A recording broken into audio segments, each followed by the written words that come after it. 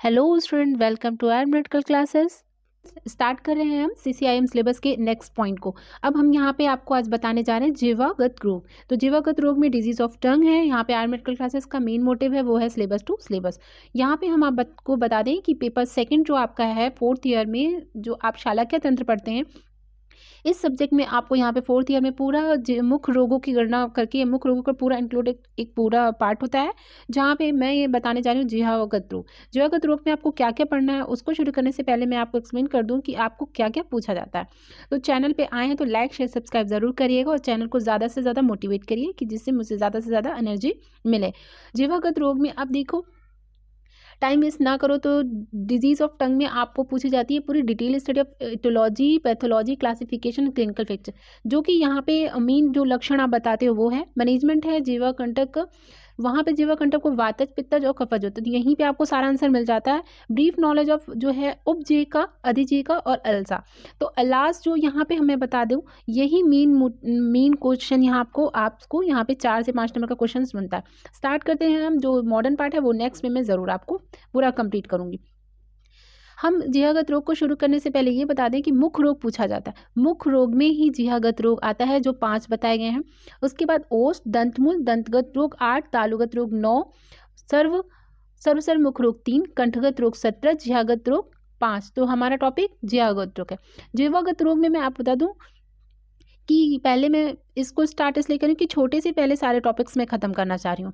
यहाँ पे जो है वो मैंने आपको बता दिया। अब जीवागत में आप अपने माइंड मेकअप कीजिए कि टंग पे होने वाली डिजीज़ यानी जिह्वा पर होने वाले जितने रोग हैं उनको आचार्य सुश्रुत ने 5 बताए।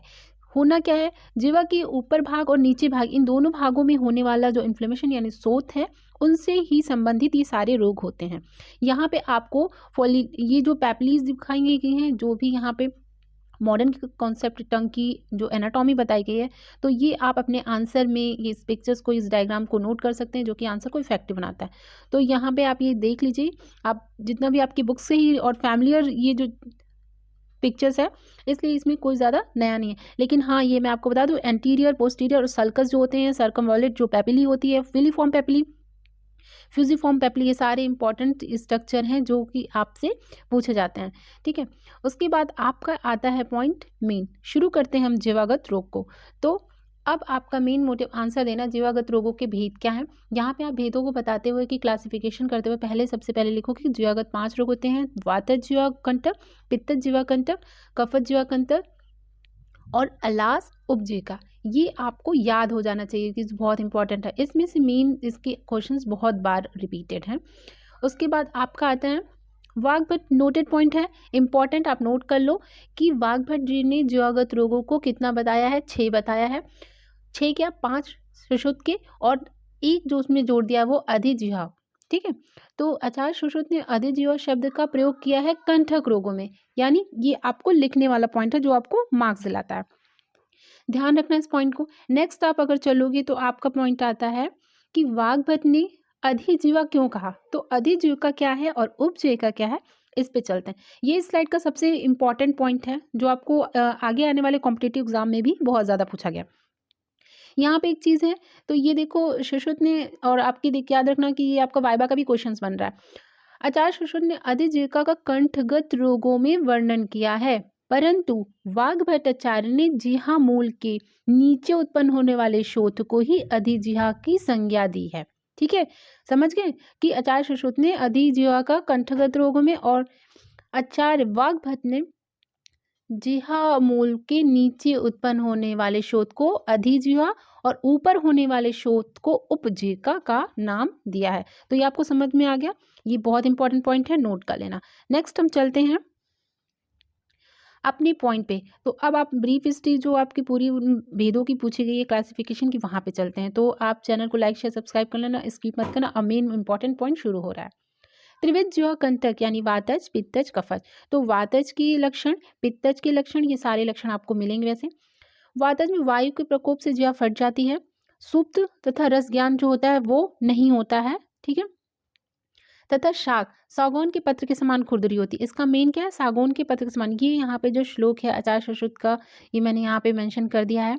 उसके बाद आपका आता है पित्त प्रकोप में, वर्ण पीला हो जाता है, दाह युक्त हो जाता है, लाल वर्ण, और कंटक क्या अनुरोग के व्याप्त हो जाते हैं। यानी कंटक यहाँ पे पित्तज के लक्षण है, दाह है, लाल वर्ण है, और अंकुर जो निकले हुए जो उसमें छोटे छोटे अंकुर हैं वो जो किस तरह के हैं वो बताया गया है यहाँ पे।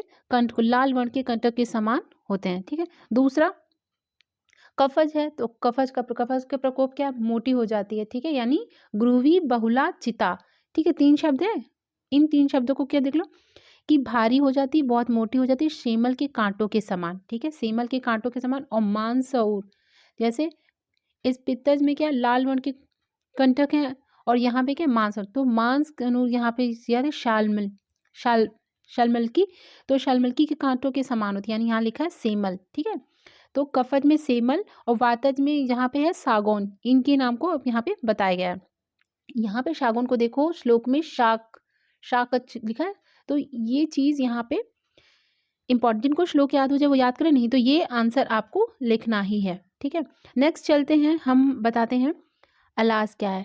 तो बहुत इंपॉर्टेंट, आचार्य सुश्रुत ने अपने निदान स्थान के 16वें अध्याय में अलास को बताते हुए कहा है कि जिहा तले या श्रुतु शवथु, तो यहाँ पे क्या है शवथु, यहाँ बोला ना शोथ होता है।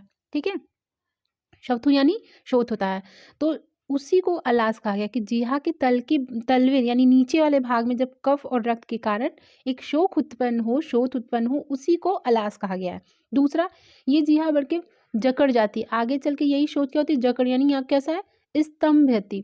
ठीक है, स्तंभति, स्तंभन यानी जकड़ जाती है, और जिहा के मूल भाग में त्रिपाक हो जाता है, तो ये भी प्रवर्धो मूले तू जिहा। ठीक है, पाकम, तो ये क्या है, ये आपको याद रखना है कि अलास क्या है, जिहा के जो तल भाग होता है उसमें कफ और रक्त के कारण गंभीर शोथ उत्पन्न हो जाता है, और यही आगे बढ़कर जीभ को जकड़ लेती है, और जिहा के मूल भाग में तीव्र पाक हो जाता है, इसी को अलास कहते हैं, ये अलास के लक्षण है। ठीक है, नेक्स्ट आप पॉइंट पे आओ तो ऐसे लिख सकोगे, प्रगण शोभ, स्तंभित, मूल में तीव्र पाक होना। दूसरा, वाघभट ने 2 लक्षण मेन बताए थे कि मछली के समान गंध आना, मांस सड़ने लगता है, ये जो अलास का लक्षण है, तो ये आप जरूर लिखोगे। ठीक है, नेक्स्ट चलोगे तो आएगा जिहागत में चिकित्सा, तो जिहागत रोगों में अलास असाध्य माना गया है। ठीक है, लेकिन वाघभट ने नवीन अलास रोग में कफज जिहा कंटक का जिस तरह चिकित्सा होती है उसी तरह करते हैं, और शस्त्र कर्म नहीं करने को कहा है। ठीक है, शस्त्र कर्म ना करें, ये आप ऐसे आंसर लिखोगे, और कफज जिहा कंटक को कैसे चिकित्सा करनी है मैंने आगे आपको बताया है। नेक्स्ट आता है आपका उपजीविका मेन, और बिल्कुल ब्रीफ में उपजीविका 5 नंबर में आपको शॉर्ट नोट्स में पूछा जाता है। यहाँ पे आप उपजीविका को लिखोगे कि ये भी कफ और रक्त, तो अलास और ये उपजीविका दोनों कफ और रक्त के प्रकोप के कारण होने वाला जिह्वा का रोग है। ये जिह्वा के अग्रभाग के समा जो होता है, अग्रभाग जैसा होता है, उसी की तरफ जिह्वा को पूरा सोथ कर देता है, और उसमें लार टपकती है, कंडूदा युक्त होता है, इसी को क्या कहते हैं उपजीविका। तो जब शोथ हो जाए, उसमें लार टपकने लगे, शोथ के साथ वहाँ पे कंडू भी हो, दाह भी हो, तो उसे उपजीविका कहते हैं। ठीक है, तो जिह्वा के ऊपर ही अग्रभाग में हो रहा है शोथ, तो यहाँ पे बोला जाता है प्रसीक कंडू परिदाह युक्त, ये आप लिख लेना उपजीविका का लक्षण है। प्रसीक कंडू परिदाह युक्त किसका है, उपजीविका का है, तो ये इंपॉर्टेंट है, आप इसको इस तरीके से लिखोगे। ठीक है, नेक्स्ट आता है, यहाँ अगर निदान हेडिंग डाल सकते तो हम दोनों का निदान लिखेंगे, कफ एवं रक्त के प्रकोप से उपजीविका रोग होते हैं। तो कोई भी वैसा जो आहार विहार हम करें जिसमें कफ और रक्त दूषित होते हैं, तो हमें ये जियागत रोग हो रहा है। उसमें बाघवट ने एक पॉइंट लिख लो, कफ और रक्त एवं पित्त को कहा है, चरक ने सिर्फ कफ जन्य रोग बताया। तो ये इंपॉर्टेंट आप कह सकते हो कि किन दोषों के प्रकोप के कारण है, तो ये यहाँ पे आप दोषों के प्रकोप को बताया गया है।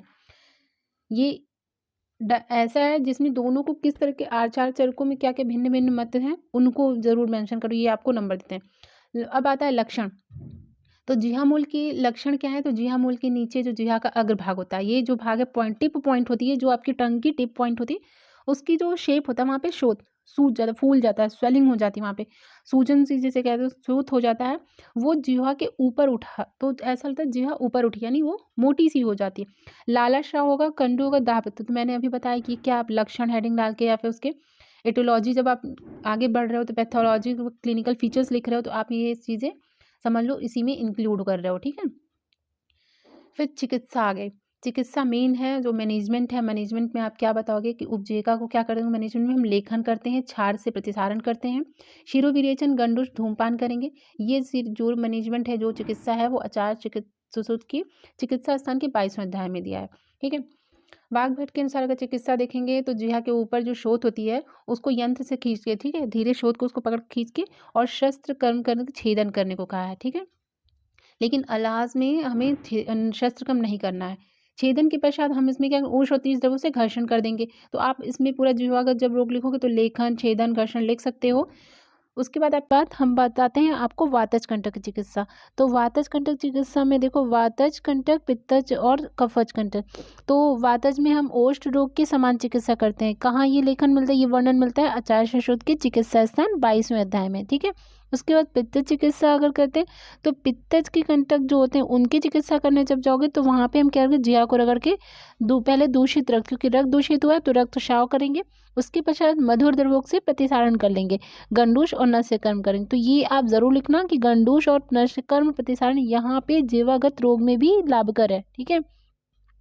नेक्स्ट आप आओगे तो आप लिखोगे चिकित्सा कफज की। तो यहाँ कफज कंटक में क्या करो, जिह्वा का लेखन करोगे। हाँ करते ही हैं, क्योंकि लेखन समझ रहे ना, यहाँ मैंने लिख दिया खुरचते हैं। तो जैसे आप सुबह जब टंग क्लीनर लेते हो या जिह्वा को क्लीन करते हो, साफ करते हो, उसी तरह रक्त स्राव करा दोगे, यानी ब्लड जब तक ना निकले तब तक खुरच देंगे। फिर प्रतिसारण करने के बाद हम क्या करेंगे, पिपली गण, जो गण है, पिपली आदि गण आपको पता होगा, इसमें इन द्रव्यों को मिला के हम मधु में मिलाकर के प्रतिसारण कर लेंगे। क्योंकि रक्त स्राव हुआ तो मधु आपको पता है कि वहाँ पे जो होता है कि रक्त को, स्राव को भी रोकती है और वहाँ पे चिकित्सा करती, घाव जो व्रण हुआ है उसे सही करेगी। फिर कवल को बताएं तो कवल है, कवल इंपॉर्टेंट है। कवल में पीली सरसों को जो पीली सरसों का तैल है उसे सेंधव लवण मिला लेंगे और कवल धारण करेंगे। कवल रही जो मुंह में भर के जिसे कुल्ला करते हैं, उस तरह से हम क्या कवल में मुंह चला सकते हैं, आपको पता है ना, गंडूश में नहीं चला पाते हैं। तो यहाँ पे हम कवल धारण करेंगे। उसके बाद आहार में हम परवल, नीम या फिर यवक्षार ऐसे आहार जो करेंगे जो कि हमारे लिए हितकर है, कफज को शांत करता है। तिक्त द्रव्य हैं ये सब, और परवल जो है वात शामक भी होता है। ठीक है। तो इनका प्रयोग करते हैं अब आहार में। उसके बाद हम आपको एक और पॉइंट बताने जा रहे हैं कि अलास, जो आपके मॉडर्न पॉइंट में अलास को कार्सिनोमा ऑफ टंग से कोरिलेट किया गया, उपजीविका को रेनुला से। तो ये पॉइंट जो है अपने माइंड में रखना, लिख सकते हो। लेकिन यहाँ पे आयुर्वेद का पूरा पोर्शन खत्म हुआ है जिह्वागत रोग का। तो आपको स्लाइड कैसी लगी ये ज़रूर बताइएगा, और लाइक शेयर सब्सक्राइब जरूर कर, ज़्यादा से ज़्यादा शेयर कीजिएगा। Thank you for watching, keep supporting.